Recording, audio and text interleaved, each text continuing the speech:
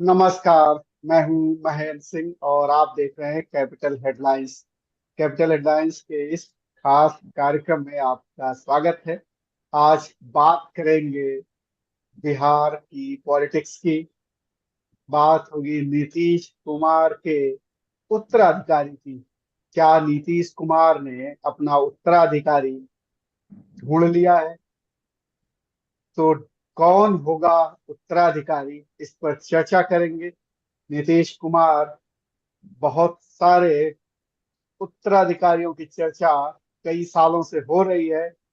कभी उनके बेटे की चर्चा होती है, कभी उनके पार्टी के पूर्व अध्यक्ष रह चुके बड़े नेता की चर्चा होती है।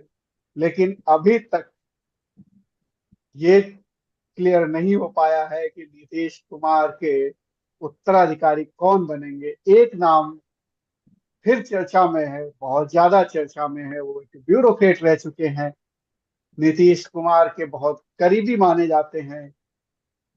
उड़ीसा कैडर के अधिकारी रहे हैं, उसके बाद बिहार डेपुटेशन पर आए और उसके बाद वीआरएस लेकर के बिहार में ही रुक गए हैं। नीतीश कुमार के बहुत करीबी माने जाते हैं। बात मैं कर रहा हूं मनीष कुमार वर्मा की। जानेंगे मनीष कुमार वर्मा कौन है, कितना नजदीकियां हैं नीतीश कुमार से, कैसी पॉलिटिकल चर्चाएं हैं बिहार की राजनीति में। इन सारी चीजों पर चर्चा करने के लिए हमारे साथ doctor Satyendra Kumar, senior leader हैं, पॉलिटिकल एनालिस्ट हैं, पटना से हमारे साथ लाइव हैं। आपका स्वागत है डॉक्टर सत्येंद्र कुमार। हमारे साथ नमस्ते। सीनियर जर्नलिस्ट वात्सल्य राय हैं, पॉलिटिकली तमाम खबरों को ब्रेक करते रहे हैं। बिहार, उत्तर प्रदेश, दिल्ली की राजनीति में अच्छी पकड़ है। वात्सल जी, आपका स्वागत है। जी नमस्कार महेंद्र भाई। डॉक्टर सत्येंद्र कुमार को भी मेरा सादर नमस्कार और सभी देखने वालों को सादर प्रणाम। तो सबसे पहले डॉक्टर सत्येंद्र कुमार के पास चलते हैं। मामला बिहार का है और बिहार की पॉलिटिक्स को बहुत अच्छी तरीके से समझते हैं। डॉक्टर सत्येंद्र कुमार, ये एक नया नाम चर्चा में आ गया है, मनीष कुमार वर्मा। ब्यूरोक्रेट हैं, वीआरएस ले चुके हैं। जरा बताइए इनके बारे में, ये कौन है और क्यों इतनी चर्चा है इनके नाम की कि ये नीतीश कुमार के उत्तराधिकारी बन सकते हैं। महेंद्र जी, मनीष कुमार वर्मा जी डिपुटेशन पर बिहार में पटना जिला के डीएम रह चुके हैं। स्पेशल एडवाइजर रह चुके हैं नीतीश कुमार जी के। ये उड़ीसा कैडर के आईएएस ऑफिसर है।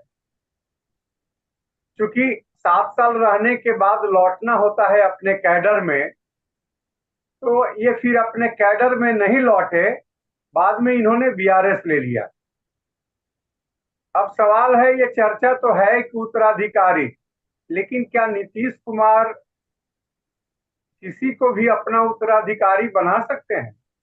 इस प्रदेश का ही नहीं, इस देश का सबसे शार्प पॉलिटिशियन, जो आदमी 2 दशक से भी ज्यादा दिनों से भारतीय राजनीति में एक अपनी खास अहम जगह रखते हैं।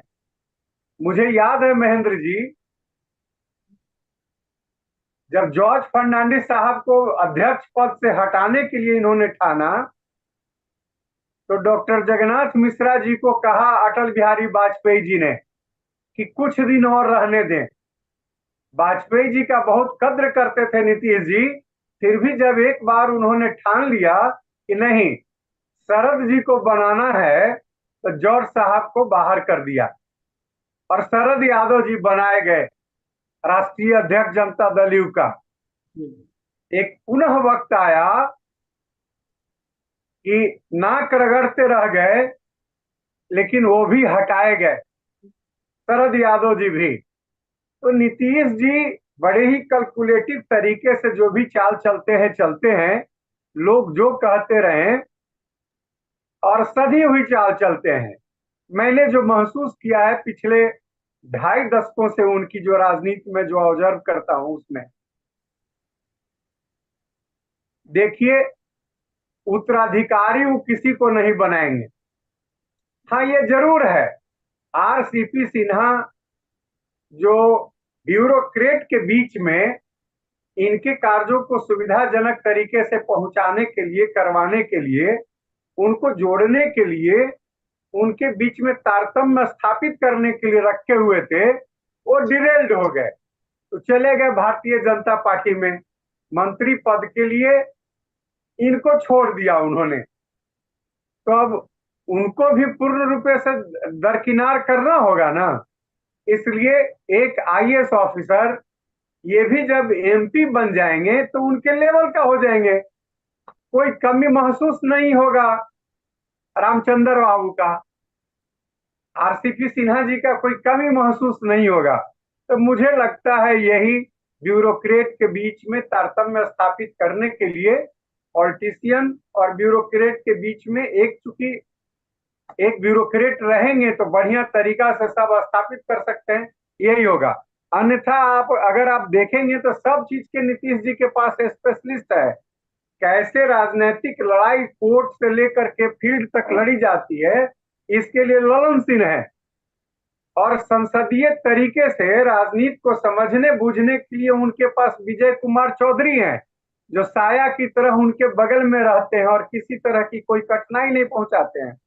ये कभी नहीं महसूस करते हैं नीतीश जी कि ये मेरे बिहाफ में कुछ कर लेंगे, बल्कि वही करेंगे जैसा निर्देश देंगे नीतीश जी, इतना विश्वास उस पर है। तो उत्तराधिकारी के लिए कोई और होगा जो उनकी तरह की राजनीतिक समझ कुछ रखता होगा जो वक्त पड़ने पर। हाँ, ये जरूर है, आरसीपी सिन्हा का सब्स्टिट्यूट उन्होंने, जो चर्चाएं हैं अगर ऐसा है सही में है, तो मनीष कुमार वर्मा जी के रूप में एक आ रहे हैं।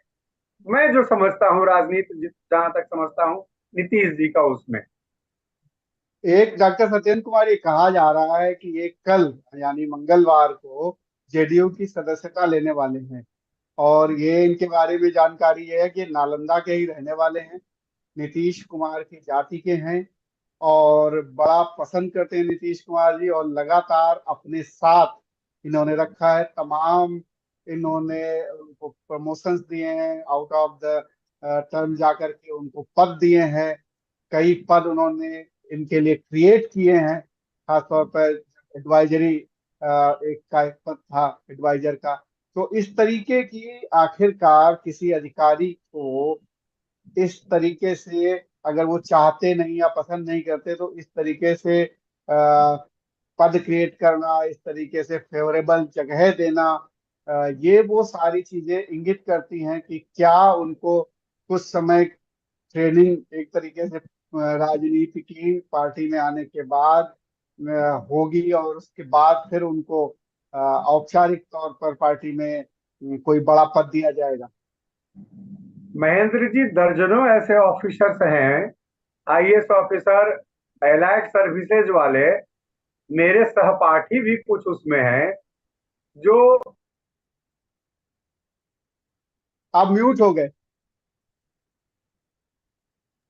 बिहार में जब डिप्यूटेशन है, जिनका जैसे जो स्पेशलाइजेशन था, मान लीजिए कोई अकाउंट्स वाले थे, एक मेरे मित्र थे जो अकाउंट्स वाले, तो उनको ये स्पेशल सेक्रेटरी फाइनेंस बना करके भी रखा, और कुछ वैसे जगहों पर, माने अगर अच्छा उनको ऑफिसर लगे तो बाहर से ला करके, कश्मीर कैडर से, जैसे मनीष कुमार वर्मा जी उड़ीसा कैडर से, भिन्न भिन्न जगहों से उन्होंने ला करके और कोशिश किया कि बिहार में अच्छे जगहों पर उन लोगों को रख करके और उनसे काम लें, ताकि बिहार अच्छे गति से काम कर सके।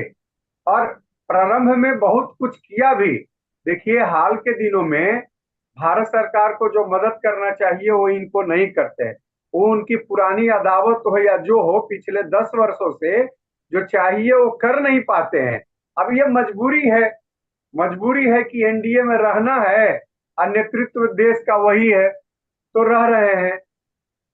हाँ, ये जरूर है, आरसीपी जी को रिप्लेस करने के लिए मनीष कुमार वर्मा जी एक परफेक्ट व्यक्ति हो सकते हैं। और विश्वासी की बात जो है, ये तो डिपुटेशन पर ही विश्वास वाले होंगे इसलिए आए। और सुनने में जैसा आया है कि नीतीश जी के साढ़ू के, जिस तरह के साढ़ू हो, उनके ये दामाद हैं। तो कुछ रिलेशन भी है, संबंध भी है, नजदीकियां भी है। और बीआरएस ले लिए हैं तो काम क्या करेंगे? अब तो काम इसी तरह का करेंगे कि समन्वय स्थापित करें और राजनीति में भी रहें। हो सकता है कल एक्सपर्ट होंगे तो मंत्री भी बनाए जाएं। जैसे देखिए सुनील कुमार जी डीजीपी थे, मिनिस्टर हैं अभी, एजुकेशन मिनिस्टर बिहार के जो हैं, वो सुनील कुमार जी कभी डीजीपी होते थे। तो ये है, नीतीश जी की चॉइस है कि एजुकेटेड लोगों को, जो जिनकी काम करने की है, एक्सपर्टनेस है, उन लोग को रखते हैं, पॉलिटिक्स में लाते हैं, लेकिन अपना सब्स्टिट्यूट नहीं। जी, ये बड़ी बात आप कह रहे हैं वात्सल जी। डॉक्टर सत्येंद्र कुमार कह रहे हैं निश्चित तौर पर वो अपने तमाम अधिकारियों को, अपने जो उनके पसंदीदा अधिकारी हैं, अच्छे पद देते हैं, पोजीशन देते हैं, निकट रखते हैं, काम करने का अवसर देते हैं। लेकिन अभी फिलहाल इस बारे में ना सोचा जाए कि कोई नीतीश कुमार का सब्स्टिट्यूट बनकर आ रहे हैं। कोई अभी उत्तराधिकार वाली जैसी कोई बात है नहीं, और इस तरीके की बातें सिर्फ एक तरीके से पॉलिटिकल गॉसिप्स। जी महेंद्र भाई, कुछ हद तक डॉक्टर साहब की बात सही है। नीतीश कुमार जी को मैं निजी तौर पर जानता हूं, और आज से नहीं, साल 2000 से जानता हूं। पिछले 10 एक साल से मेरी उनसे मुलाकात नहीं है। और नीतीश कुमार जी ने एक बार बातचीत के क्रम में मुझे अपने पूरे राजनीतिक जीवन की कहानी भी सुनाई थी, और मैंने उनसे बातचीत की थी, और वो इंटरव्यू मैंने छापा भी। तो नीतीश कुमार जी ने मुझे बताया था, उस समय वो रेल मंत्री थे। मथुरा में वो बातचीत मेरी उनकी हुई थी, और बड़ी लंबी लेंथ में बातचीत हुई थी। तो उन्होंने बताया था कि 1977 और 1980 में जब मेरे तमाम साथी चुनाव जीत गए थे, तब मैं चुनाव हार गया था, और मैं डेली ट्रेन में बैठकर बाढ़ से पटना, पटना से बाढ़ आता जाता था। डॉक्टर सत्येंद्र कुमार इस कहानी की पुष्टि करेंगे कि वो यात्रा करते थे या नहीं करते थे, वो उस दौरान करते थे। तो उन्होंने अच्छी बात। बताया कि 85 में जब मैं पहली बार चुना गया, उसके पहले मेरा बड़ा संघर्षमय जीवन था, और मैं बिल्कुल ट्रेन में ऊपर बोगी में देखते हुए आता जाता था। आज भी कई लोग बाढ़ और पटना के बीच में इस तरह की यात्राएं करते हैं, तो नीतीश कुमार जी भी किया करते थे। और वो जो उन्होंने मंथन किया, तो मंथन से, जब आप जैसे समुद्र मंथन की कहानी जानते हैं कि अमृत भी निकलता है, विष भी निकलता है, विष पहले निकलता है, तो वो विष पहले निकला, हार का 2 बार घूंट उनको 77 और 1980 में पीना पड़ा। उसके बाद उन्होंने ऐसी राजनीति की घुट्टी बनाई कि 85 में जब वो चुने गए, उसके बाद से वो कभी हारे ही नहीं। वो जिसके साथ रहे, जिस किसी के भी साथ रहे, उसका पलड़ा उन्होंने भारी कर दिया। जब तक लालू प्रसाद यादव के वो राजनीतिक सलाहकार रहे, उनके साथ छोटे भाई बन के रहे। राष्ट्रीय जनता दल तो उस समय नहीं था, जनता दल था, जिसका चुनाव चिन्ह चक्र था। वो चक्र पहिया वो चलता रहा बिहार में, बाकी पूरे देश में वो चक्कर थम गया, पहिया थम गया, लेकिन नीतीश कुमार के असर से वहां चलता रहा। 1997 में जब उन्होंने समता पार्टी बनाई, तो उसके बाद वो जॉर्ज फर्नांडीज के लिए तारणहार बने, और एक उम्मीद उन्होंने अटल बिहारी वाजपेयी साहब को दी। उसके बाद वो केंद्र में मंत्री बने रहे। केंद्र में रहने के बावजूद उनकी नजर बिहार पर रही, और 2005 से जब वो बिहार के मुख्यमंत्री बने, तो एक छोटा सा कार्यकाल छोड़ दिया जाए तो वो लगातार बने रहे। और इस दरमियान जब किसी ने भी, अगर उन्होंने किसी को बढ़ाया, जैसे डॉक्टर सत्येंद्र कह रहे हैं, तो निश्चित तौर पर बढ़ा, और जितना वो बढ़ाना चाहते थे नीतीश कुमार जी, उतना बढ़ा। लेकिन जिस किसी ने ये हसरत रखी कि मैं नीतीश कुमार का उत्तराधिकारी हूं, और अब इनकी सारी विरासत को मैं ही कंट्रोल करूंगा या संभालूंगा, या इनके बाद मैं चेहरा बनूंगा, वो सारे लोग एक एक कर गायब होते गए। जॉर्ज फर्नांडिस तो खैर इनसे सीनियर थे, लेकिन फिर भी बिहार में विरासत या बड़े नेता नीतीश कुमार थे।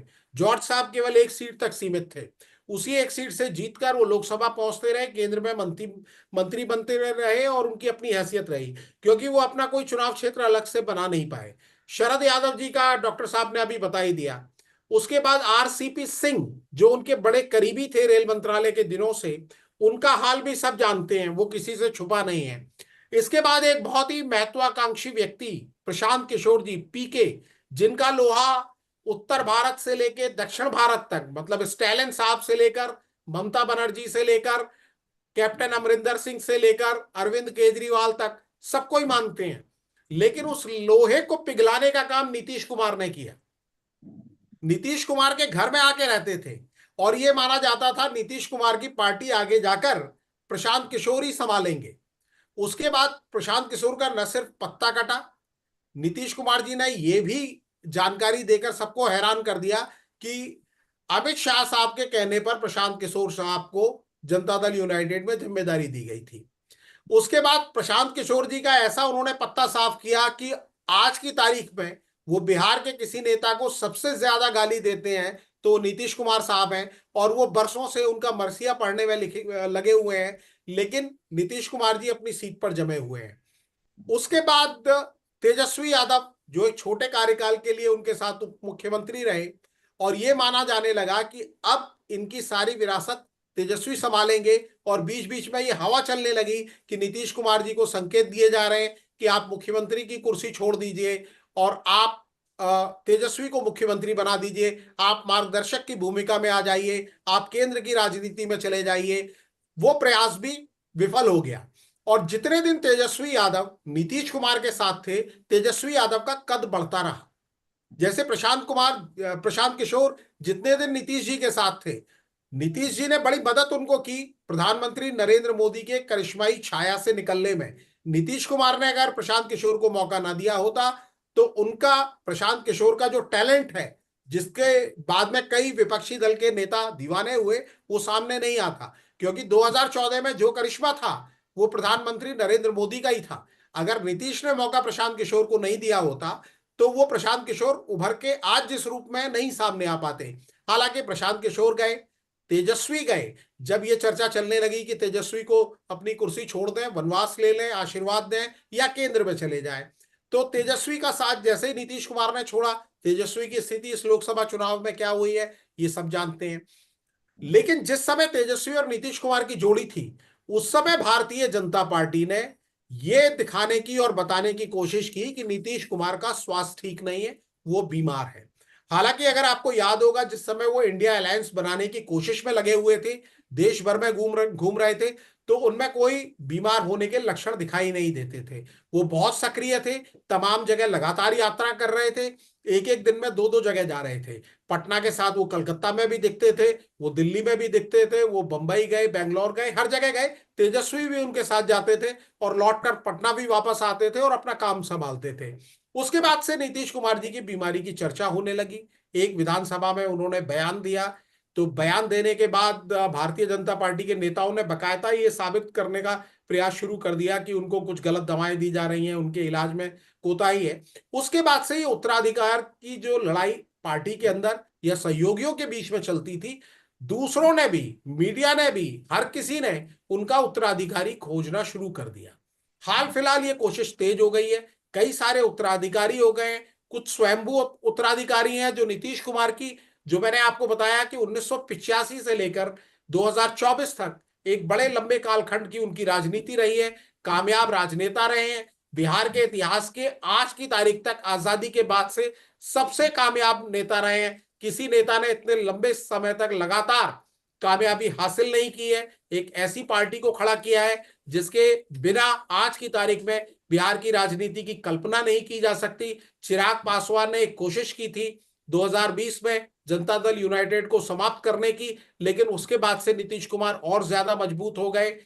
इस बार कोशिश की गई, पिछले महीने अगर आपको याद होगा कि उनके बेटे को, निशांत को आगे बढ़ाने की बात की गई, मीडिया में तमाम रिपोर्ट आई और यह बताया गया कि वो उत्तराधिकारी बनने जा रहे हैं। और खासतौर पर 29 जून की जो दिल्ली में बैठक थी जेडीयू की, उसके पहले ये बार बार चर्चा की गई। और अब एक नया नाम 9 जुलाई के लिए प्रस्तावित है, मनीष वर्मा जी। बिहार के लोग उनको जानते हैं, लेकिन नीतीश कुमार जी अपना उत्तराधिकारी उसे ही बनाएंगे जिसे वो बनाना चाहते हैं। और जहां तक विरासत की बात है, तो विरासत नेता के बाद संभालनी पड़ती है। जैसे चौधरी चरण सिंह साहब ने अजीत सिंह जी को अपनी विरासत दी थी, लेकिन उसको संभाला मुलायम सिंह यादव ने। वीपी सिंह ने अपनी विरासत किसी और को देने का प्रयास किया था, संभाला लालू प्रसाद यादव ने।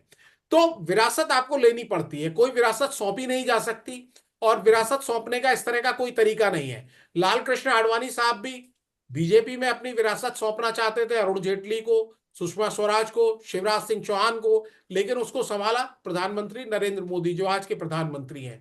तो केवल कांग्रेस ही एक ऐसी पार्टी है जहां पर विरासत का ट्रांजिशन गांधी परिवार से गांधी परिवार तक चौथी पीढ़ी में आ गया है। लेकिन बाकी सारे दलों में नेहरू गांधी परिवार को छोड़ दिया जाए तो बाकी जो नेता आता है वही आगे जाकर विरासत संभालता है। अब ये उत्तराधिकारी बनते हैं या नहीं, इनको नीतीश कुमार घोषित करते हैं या नहीं, ये तस्वीर कल साफ हो जाएगी। लेकिन इतने बड़े नेताओं के बीच में मनीष जी का नंबर एकदम आ जाए, ऐसा थोड़ा मुश्किल लगता है महेंद्र भाई। बिल्कुल आप ठीक कह रहे हैं। और ये पॉलिटिकल क्रिएशन से ज्यादा ये मीडिया क्रिएशन है। और कुछ ऐसी इस सब चीजों में एक ऐसा ये भी लगता है कि जो आप कह रहे हैं कि नीतीश कुमार को एकदम से बीमार घोषित करना, और अपोजिशन हो या दूसरे और लोग हो जो उनके अपोजिशन में रहता है, वो ये घोषित करने की कोशिश करता है कि वो बीमार हैं, थक चुके हैं, तमाम चीजें। जी, और उसी इसकी शुरुआत बीजेपी ने की थी जब वो तेजस्वी के साथ उनकी जी जुगलबंदी चल रही थी। और आपको याद होगा कि जब वो इंडिया अलायंस बनाने की कोशिश कर रहे थे, तब तक ना बीमारी की बात हो रही थी ना सिग्नल्स थे। अब कैमरा भी, जो टीवी चैनल्स हैं वो उनके चेहरे पर ज्यादा क्लोजली करते हैं। अगर वो प्राइम मिनिस्टर की उंगली पकड़ लेते हैं तो उसको भी वायरल करने की कोशिश की जाती है। एक माहौल बनाने की कोशिश हो रही है। क्यों हो रही है इसकी जानकारी नहीं है अभी तक। ये और मुख्य बिल्कुल, और ये बड़ा गंभीर सा मसला लगता है कि एक आदमी की छवि खराब करने की कोशिश लगातार। ऐसे ही उड़ीसा के मुख्यमंत्री की कोशिश उनके भी बारे में कि बीमार हैं, उनकी तबीयत खराब रहती है, अब वो अपना उत्तराधिकारी देख रहे हैं, और तमाम वो पूरा चुनाव ही उस हेल्थ इशू पे हार गए। और जबकि देखिए वो जब शपथ शपथ ग्रहण समारोह हुआ तो आए और आराम से आए और और वहां बड़े भी एक अधिकारी पांडियन साहब को उनका उत्तराधिकारी घोषित कर दिया गया था, जिसका कैटेगोरिकली अब तो हार गए हैं। वो बिल्कुल उन्होंने मना किया, पटनायक साहब ने, कि मेरे ये उत्तराधिकारी नहीं है। और पांडियन ने नतीजे आने के बाद राजनीति से बकायदा राजनीति संन्यास से ले लिया। संन्यास ले। जी। बिल्कुल।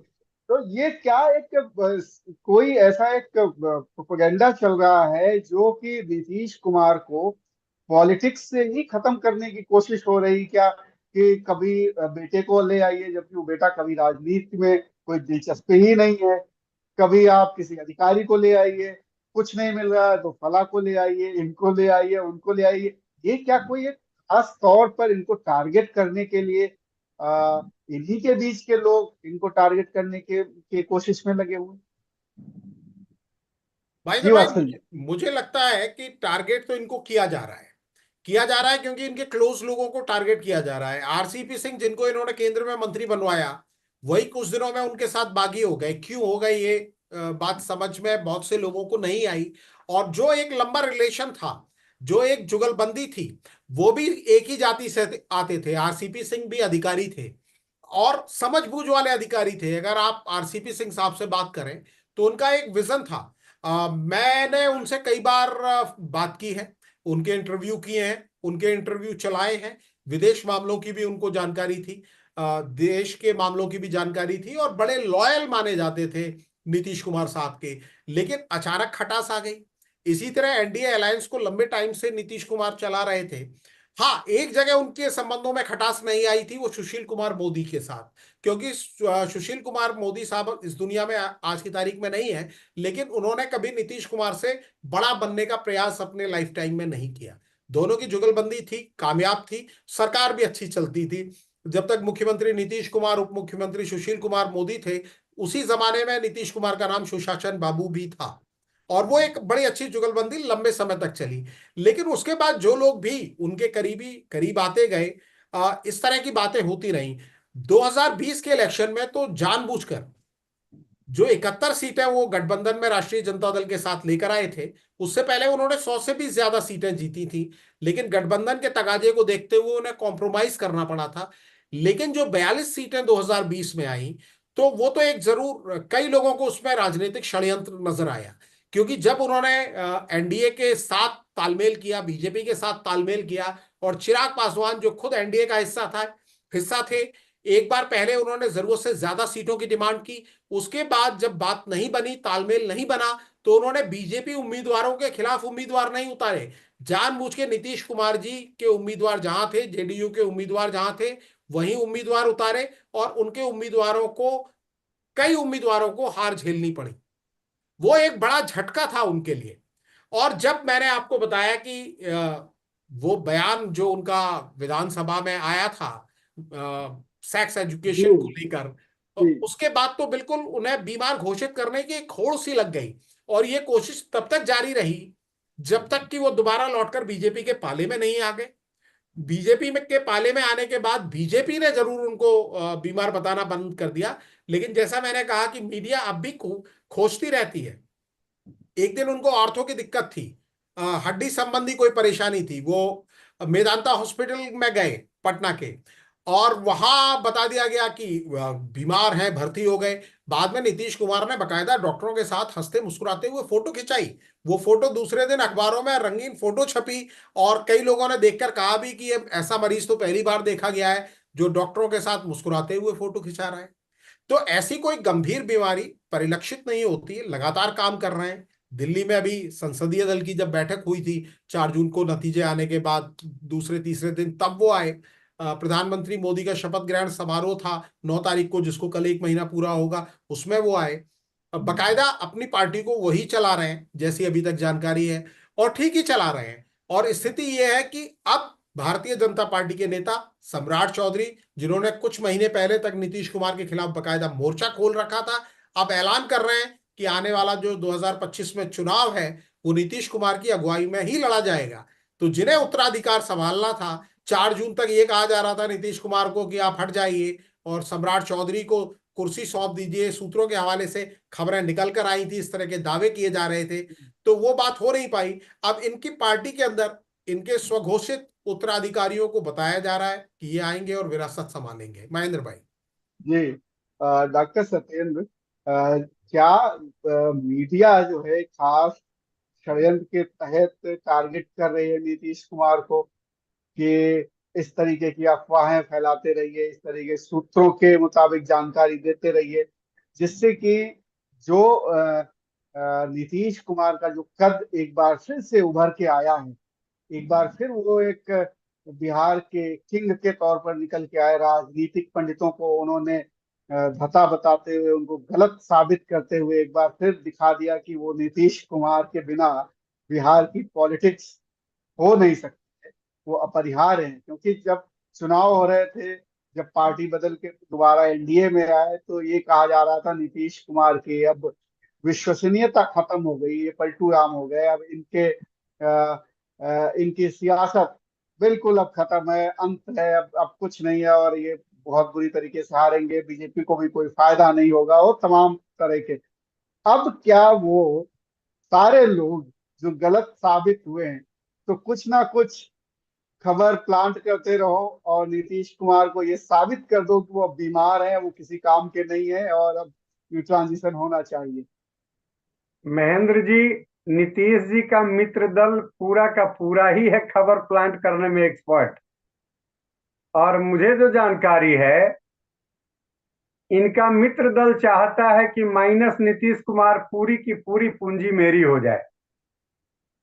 भाई जी ललक है कि मेरी सरकार अकेले की रहे, अब हो नहीं पा रहा है किसी भी कीमत पर। सारे उसमें उसमें कुछ लोग, जैसे अभी वात्सल जी ने कहा कि इनकी बहुत अच्छी ट्यूनिंग थी सुशील मोदी जी के साथ, इनकी बहुत अच्छी ट्यूनिंग है। अभी जो वहां स्पीकर हैं बिहार में, श्री नंदकिशोर यादव जी की और सुशील मोदी जी की बहुत अच्छी जोड़ी थी, और इनके साथ, दोनों के साथ बहुत अच्छी नीतीश जी की पटती थी। तो लेकिन फिर भी बीजेपी के अंदर में कुछ लीडर ऐसे हैं जो चाहते हैं कुछ करने के लिए। और आपने जो अभी कहा कि पलटू राम, ये गौर करने की बात है। लोग कहता है कि पलटू राम, लेकिन मैं तो इसे ऐसे लेता हूं, ये पलटते नहीं है, ये अपने पलट करके कहीं नहीं जाते हैं, ये सुविधा जी अनुसार दूसरे को पलटा करके लाते हैं। कहते हैं कि भाई सहयोगी मुझे अभी तुम जाओ, उधर से हम सहयोगी लाते हैं। अपने जस के तस वहीं रहते हैं, कभी उधर से लाते हैं, कभी इधर से लाते हैं। इनको ये क्यों व्याख्या पॉलिटिक्स कहते हैं? ये डॉक्टर साहब आपने बिल्कुल सही व्याख्या की कि ये तो इनको मुख्यमंत्री क्यों? रहते ही हैं, ये तो स्थिर हैं, कभी इधर ये वाले को। हाँ, बिल्कुल। ये पलटू राम कहाँ है? पलटते तो वो लोग हैं, कभी वो पलटते हैं, कभी वो पलटते हैं, इनके गोद में आ जाते हैं। ये तो अच्छा, कभी नहीं। दोनों तैयार बैठे रहते हैं, दोनों तैयार बैठे रहते हैं। जब उधर इशारा करते तो वो भी आ जाता है, इधर इशारा करते तो वो आ जाता है। इनको दोनों जब किसी तैयार। कष्ट लगता है तो कहते हैं कि अच्छा तो तुम कुछ दिन बैठो, दूसरका को बुला लेते हैं। ये अपना जगह जो रखे हुए हैं खाली, उसको भर लेते हैं। सबसे चूट लोग है, थोड़ा अवसर देख करके इधर उधर करते रहते हैं। बाकी ये तो जस के तस रहते हैं। अगर ये तब होता ना कि इनकी संख्या कम थी, ज्यादा संख्या वाला बन जाता चीफ मिनिस्टर। कम हो बेसी हो, जो भी पॉलिटिक्स होगी बिहार की, वो मेरे शर्तों पर होगी। वो एनडीए का हो या इंडिया का हो, मेरे ही शर्त पर होगा। क्या हुआ? कॉन्वेनर नहीं बनने दिया, दूल्हा बनाने लगे राहुल जी को लालू जी। क्या परिणाम निकला? जी। एनडीए समझते थे वो लोग, इनका इनका जो क्वालिटी है वो समझते थे, तो वो लोग आ गए। जो कल से दरवाजा बंद की बात करते थे, तो पूरा अपना आंगन लेकर के इनके यहाँ चले आए। इन्होंने दरवाजा उनके लिए खोला, नीतीश जी ने। भाई उनको बनना था ना, तो गिर करके आ गए। इनको नहीं बनना था, ये तो जहां थे वहां थे। और सोचिए कि अगर ये इंडिया गठबंधन में रहते, अगर उसके कॉन्वेनर रहते, ललन सिंह कहते थे कि ज्यादा सीट की जरूरत नहीं है, 40 सीट कम करेंगे। 40 से ज्यादा सीट कम हुआ, 63 सीट कम हुआ। 63 बिल्कुल। सीट बीजेपी का कम हो गया। महेंद्र जी, केवल दोस्त रह गए इसलिए बच गए हैं। अगर दोस्त नहीं रहते, जिसकी मुहिम चला रहे थे नीतीश जी, उनके दोस्तों को नहीं इधर ला रहे थे। अगर सारे दोस्त इधर रह जाते तो उनकी सरकार आज के डेट में रहती? नहीं रहती। तो तो इसलिए नीतीश तो जी की आप ये कह रहे हैं समझना बड़ी कि मुश्किल है। और उत्तराधिकारी लायक अगर कोई रहेंगे तब ना उत्तराधिकारी बनेंगे। हाँ, एक नहीं, लंबा लेकिन डॉक्टर साहब ये तो बता दीजिए कि अभी 29 जून को ही संजय झा जी आपके भी मित्र हैं, नीतीश जी के भी मित्र हैं, और बीजेपी वालों के भी मित्र हैं। वो अभी एक कार्यकारी अध्यक्ष बने हैं 29 जून को ही। अब इसके बीच में उत्तराधिकारी, नया उत्तराधिकारी 9 दिन में ही मन भर गया क्या? कोई उत्तराधिकारी नहीं। देखिए वात्सल जी, ये चूंकि रोज बरोज जो देश भर में अगर काम करना है पार्टी का, तो ये नहीं कर सकते थे। राज्यसभा में चले गए संजय झा जी, वो घूम, पहले भी दूसरे स्टेट के इंचार्ज रहते थे। अब कार्यकारी अध्यक्ष के रूप में दूसरे देशों, दूसरे प्रदेशों का भी काम देखेंगे। देखिए एक व्यक्ति ललन सिंह थे, तो ललन सिंह मंत्री बन गए। अब उनको मंत्री पद से फुर्सत है नहीं, काम से बड़ी बड़ा काम है। तो एक आदमी चाहिए था ना, किसको देते? संजय झा जी को दे दिया। संजय झा जी से किसी तरह का कोई डर भय तो है नहीं। संजय झा जी को जैसे कहेंगे वैसे काम करेंगे। जब इन्होंने कहा संजय झा जी को छोड़ के बीजेपी से चले आइए जनता दल में, तो आ गए। एक विश्वास है। तो अच्छा, ऐसा नहीं है कि जमीन पर के कोई बड़े लीडर हैं, इनकी कृपा से वो लीडर हैं। इनकी कृपा से लीडर हैं, बड़े लीडर नहीं, लीडर हैं। और मनीष कुमार वर्मा जी तो आ रहे हैं, ये एक लंबा लकीर थोड़ा खींच रहे हैं। वो जो आरसीपी जी का ऑरा है ना, उसको एक लकीर खींच करके, उनसे लंबा लकीर खींच करके उनको छोटा कर देंगे। ये पार्टी ज्वाइन कर लेंगे, इनको राज्यसभा वगैरह भेज देंगे। एक सीट खाली है, मुझे लगता है कि वो जगह इनके द्वारा भरा जाएगा, बाकी समस्या समाधान हो जाएगा। आरसीपी जी का सब्स्टिट्यूट वो हो जाएंगे, दिल्ली में बैठ करके करेंगे राज्यसभा में। आईएएस ऑफिसरों को मैनेज करेंगे, ब्यूरोक्रेट्स को मैनेज करेंगे। पॉलिटिशियन को मैनेज उनेज करने की जरूरत नहीं है मनीष वर्मा जी को। ना पॉलिटिशियन एगो कोई सुनेगा उनका। आरसीपी जी की लड़ाई क्यों हुई? चूंकि पॉलिटिकल ज्यादा बनने लगे। अरे भैया, जितना भर काम दिया गया है उतना कीजिए, आप पॉलिटिकल डिसीजन मत लीजिए। डिरेल्ड हो गए, डिसीजन लिए तो डिरेल्ड हो गए। उनको उनको गलत फहमी हो गई कि वो नेता हो गए। नीतीश जी ने, सुनिए, जॉर्ज फर्नांडिस साहब ने आरा पार्लियामेंट्री कंस्टिट्यूएंसी में अरुण कुमार के दबाव में एक अशोक वर्मा को कैंडिडेट बनाया। उसी दिन तय हो गया कि जॉर्ज फर्नांडिस साहब जाएंगे, क्योंकि राष्ट्रीय अध्यक्ष वही थे जिनको ये चाहते थे नीतीश जी उनको न देकर के टिकट उनको दिया गया। नतीजा हुआ कि वो थर्ड पोजीशन पर रहे, रणबीर सेना के बरमेश्वर मुखिया जी सेकंड पोजीशन पर हुए। और चूंकि अशोक वर्मा जी नक्सलाइटों से जुड़े हुए थे, इसलिए उसका लोगों ने विरोध किया। ये बड़ा विरोध हो गया जेडीयू का उनके कैंडिडेट होने के कारण। जो एक जमायत था फॉरवर्डों का, जो वोटर था नीतीश जी का जो लाठी लेकर के काम करता था, वो नाराज हो गया। तो राजनीति का कौन कहां असर पड़ेगा, गलत डिसीजन करवा, उसका नतीजा आज तक अरुण कुमार जी भुगत रहे हैं। उसका नतीजा आज तक अरुण कुमार जी भुगत रहे हैं। और जॉर्ज साहब तो भुगतवे किए, वो बाहर के आदमी थे। यहाँ के पॉलिटिक्स में नीतीश जी ना भाई अगुवान थे। लालू जी के अगेंस्ट में नीतीश जी को मोहरा बना के खड़ा किया गया था, दूल्हा ये थे। तो और बात मानने लगे तो गड़बड़ा गया। वही बात है, आरसीपी जी के, उन्हीं के जिला के, उन्हीं के परिवार के किसी व्यक्ति को, आज के डेट में वो एमपी नहीं है, ये एमपी रहेंगे तो उनसे बड़ा हो जाएंगे ना, और आईएएस भी है। नीतीश कुमार जी को कह चुके हैं कि वो आईएएस नहीं हो सकते हैं, कुछ भी हो जाए तो बताएंगे कि देखो आईएएस हम बनाते हैं कि तुम्हारे जैसा कैसे कैसे। ये एक हो गया। तो मुझे जो आप ये लगता कह रहे हैं, जी आपने बड़ी अच्छी व्याख्या की। आप ये कह रहे हैं कि अभी दूर की कौड़ी है, नीतीश जी अभी कोई रिटायर होने नहीं जा रहे हैं। और जब रिटायर ही नहीं होने जा रहे हैं तो अभी किसको उत्तराधिकार देंगे किसको नहीं देंगे इसका कोई सवाल ही नहीं है। ये वात्सल जी, डॉक्टर साहब ने तो कई व्याख्याएं बदल दी। और डॉक्टर साहब आकलन चूंकि बिहार से हैं और जमीनी हकीकत जानते हैं, तो अभी कह रहे हैं कि अभी लंबी पारी खेलने वाले हैं नीतीश जी।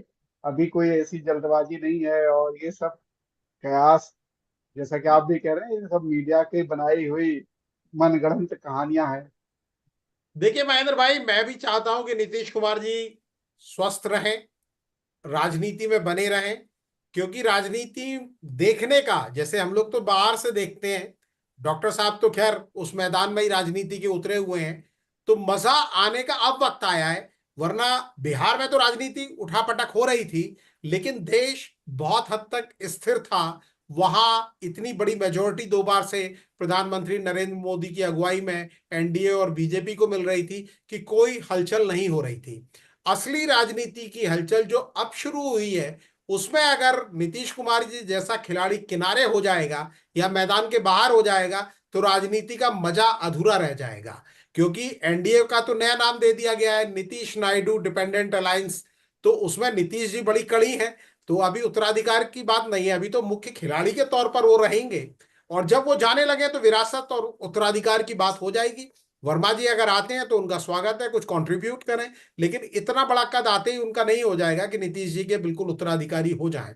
और मैं तो चाहता हूं कि नीतीश जी खेलें और अच्छी पारी खेलें। उनकी बल्लेबाजी देखने में, उनके मूव्स देखने में, उनकी गुगली देखने में मजा आता है। लालू जी भी फॉर्म में रहे, नीतीश जी रहे, राहुल गांधी भी धीमे धीमे फॉर्म में आ रहे हैं, अखिलेश यादव भी उरूस पर हैं, इधर प्रधानमंत्री नरेंद्र मोदी, अमित शाह साहब, सारे लोग अपनी रणनीतियां बना रहे हैं। तो ये राजनीति का बड़ा गोल्डन एरा 5 साल होने जा रहा है महेंद्र भाई।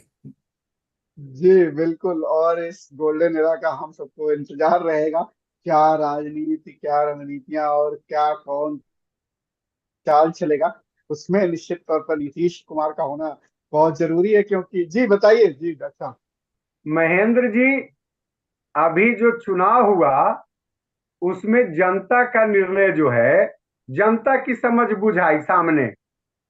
और जिस तरह से मैंडेट है, अब अगले 5 सालों तक कौन पॉलिटिशियन कितना चतुर है, पॉलिटिक्स का कितना माहिर खिलाड़ी है, ये उनका काम अब रह गया। बड़े लीडरों का, जी जो संसद में है, जो पार्टी के लीडरशिप में है, अब उनका रह गया। ये सचमुच में वात्सल्य जी जो कह रहे हैं कि अगले 5 साल बड़े मजेदार खेल होने वाले हैं, शतरंज की चाल कैसे कौन कहां चलेंगे। अब 3 स्टेट में चुनाव होगा, जिसमें एक जी महाराष्ट्र है। महाराष्ट्र का जब चुनाव हो जाएगा तो 8 MP फ्री हो जाएंगे, शिंदे के 7 MP और अजीत पवार के 1 MP। क्योंकि वहां जो स्थिति बनेगी, अगर बाई दी वे अगर सरकार वहां पर शिंदे की नहीं रह जाएगी, तब फिर वो लोग क्या करेंगे, दिल्ली के खेल में शामिल होंगे। तो 8 MP उधर भी, MP भी उधर भी हैं, 16 MP उधर नायडू जी के हैं, इधर 12 MP हैं, कुछ और भी होंगे। तो ये सब चल करके अभी देखिए, 1 साल बड़ी जबरदस्त अभी समय है, तब तक बिहार में भी चुनाव हो जाएगा। नीतीश जी को अगर 80 से ऊपर सीट आ गया तो बहुत बड़ा खेल होगा इस देश में। मैं देखिए बार बार कह रहा हूं, अभी जितना आसान है, हिम्मत नहीं जुटा पा रहे हैं तुरंत कॉन्फिडेंस मोशन का। मोदी जी रसिया कहां कहां घूम रहे हैं। बनता है आदमी जब प्रधानमंत्री या मुख्यमंत्री, तो सबसे पहला काम होता है विश्वास मत हासिल करना। क्यों भागे फिर रहे हैं, नहीं, इतना ही। आप विश्वास कह तो रहे उनके पास जनता ने जताया ही है, एनडीए का पूरा वो है। ये आप कह रहे हैं कि अभी खेला बाकी है, अभी हाँ। खेला बाकी है। खेला बाकी है। कोई नैतिकता नहीं है, कोई सिद्धांत नहीं है, सुविधा की राजनीति है इस देश में बहुत दिनों से। सब लोग कर रहे हैं, एक नहीं सब लोग। कौन कितना माहिर है, कब किसको अवसर मिलता है, ये सब कुछ है। ये सब कुछ है, मतलब कब कौन अवसर मिले और कौन किसकी बाजी पलट दे, यही खेला होना बाकी है। और इन 5 सालों में बहुत कुछ अभी होना बाकी है। तमाम लोग सरकार के गिरने उठने बैठने इन सब चीजों की भविष्यवाणियां कर रहे हैं। अब देखना होगा कि कौन किस चाल को चलता है और कौन उस शतरंज की बाजी को जीतता है। दर्शकों से कहूंगा कि आप भी क्या सोचते हैं, कमेंट करके हमें जरूर बताइए। आज की इस खास चर्चा में इतना ही। डॉक्टर सत्येंद्र कुमार, आपका बहुत बहुत धन्यवाद। वात्सल्य जी, आपका भी बहुत बहुत धन्यवाद इस चर्चा में भाग लेने के लिए। फिलहाल कैपिटल हेडलाइंस के इस खास कार्यक्रम में इतना ही। नमस्कार।